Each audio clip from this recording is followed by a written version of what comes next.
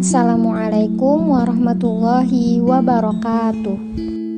Alhamdulillahirabbil alamin. Segala puji bagi Allah Subhanahu wa taala, Tuhan semesta alam. Salawat dan salam semoga tercurah kepada Nabi kita Muhammad sallallahu alaihi wasallam, kepada keluarga, sahabat dan seluruh umatnya yang istiqomah hingga akhir zaman. Sahabat muslim, pada kesempatan kali ini mari kita renungkan sebuah tema penting dalam kehidupan sosial kita, yaitu jangan bermusuhan dengan tetangga. Dalam kehidupan sehari-hari, tetangga adalah orang yang paling dekat dengan kita setelah keluarga. Mereka tahu kondisi kita, mendengar keluh kesah kita, dan kadang menjadi orang pertama yang menolong saat kita dalam kesulitan. Namun, tak jarang pula kita mendengar kisah perselisihan antar tetangga.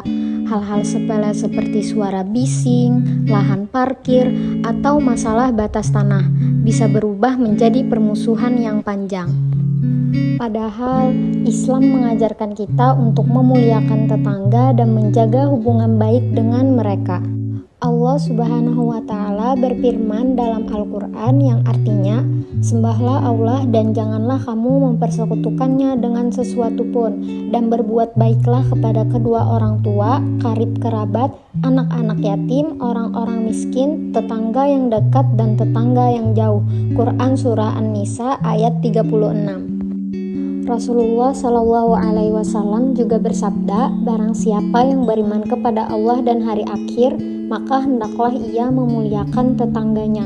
Hadis riwayat Bukhari dan Muslim.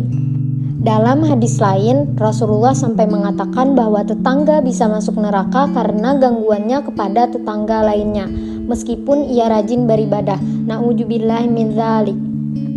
Mari kita tanyakan pada diri kita, apakah kita sudah menjadi tetangga yang baik?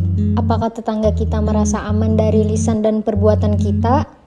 Permusuhan dengan tetangga bisa berdampak besar, seperti merusak kedamaian lingkungan, menjadi fitnah di tengah masyarakat, bahkan menutup pintu keberkahan dari Allah.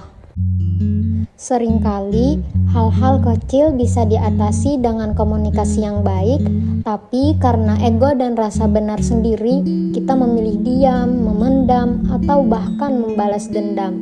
Ini bukan akhlak seorang muslim. Islam menawarkan solusi yang indah, saling memberi hadiah meskipun sederhana.